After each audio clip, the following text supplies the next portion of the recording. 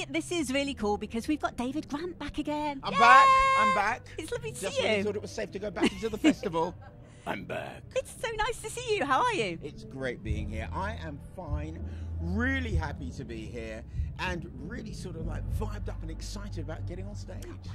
And excited about your interview? Always. Of course, that goes without saying. Without saying, absolutely. Now, Scotland was your first rewind.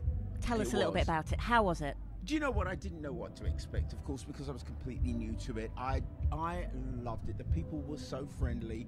The audience here, they know their music, which is great. You went down the storm, you know. Was that right? Yeah, really good.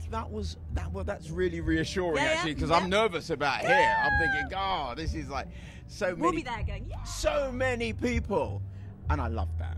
But I'm always nervous before performing. Are you really? You're really nervous? Then get on stage and it's like... Did you have like a little inner voice that's saying anything to you? Yes, I have a little inner voice that's saying to me, they won't know any of these songs, you know. Oh. They won't. They'll think it's Eddie Grant and then be really disappointed when there are no dreadlocks. So it's like... when you're not rocking down to Electric Avenue... Yes. They're going to be going, oh, no, sorry, wrong one. What was the best thing about Scotland?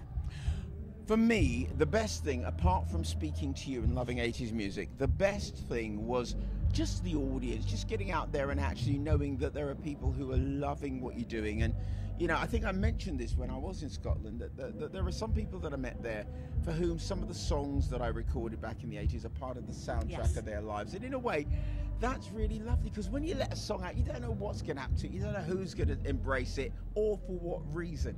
So when you meet people and they go, oh, I love this song of yours because, oh, you're singing on stage and you see them singing along too, it's just an incredible feeling. Oh, everybody says you're such a smiley, happy person. Are you like this all the time? No, sometimes I'm asleep. Good answer.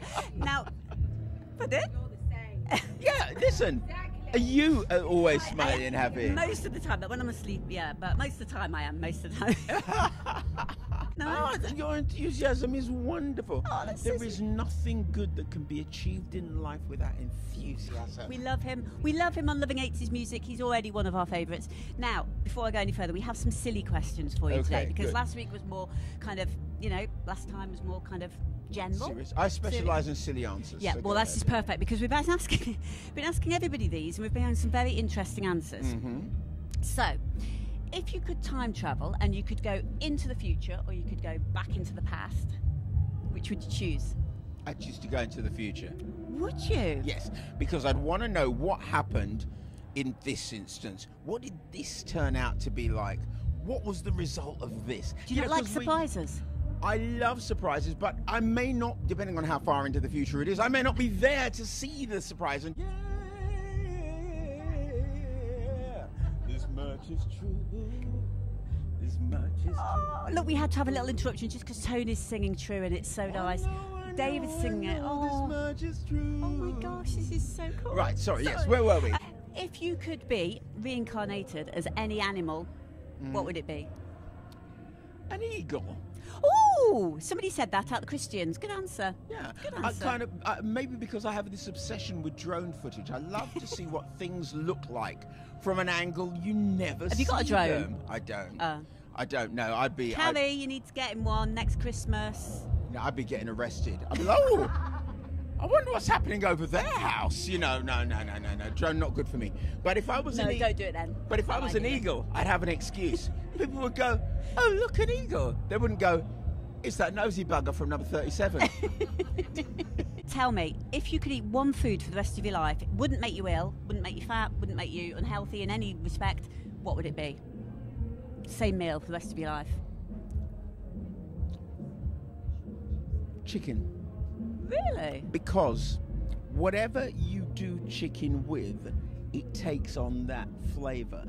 So if you like the texture of something and you like sauces and you like herbs and spices, it would have to be something that molds itself into the flavour and the aroma of the ingredients that you put it with. It's like quite an intelligent answer compared with some of the answers we've had today.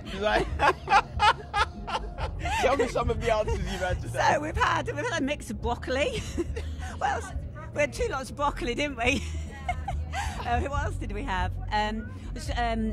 Peter Hook said he liked steak with gravy, steak pudding with gravy, but the gravy has to be on first.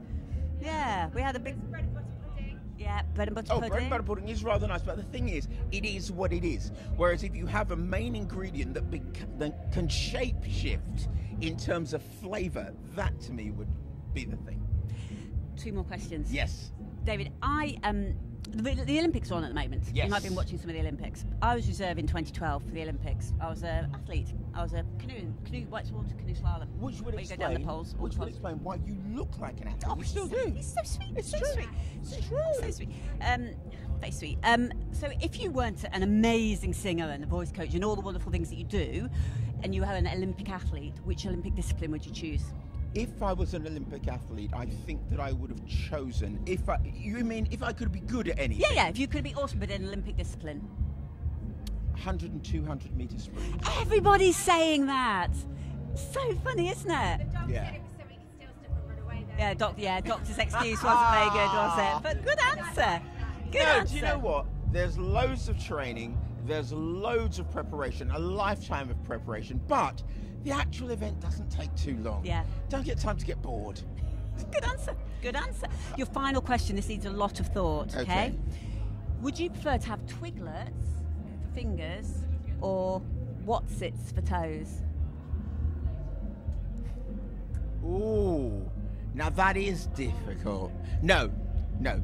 I definitely prefer twiglets for fingers because then nobody could say I had cheesy feet. Good answer. David, it's an absolute pleasure to speak to you. I loved it in Scotland. I've loved it even more today. Thank you. Thank you.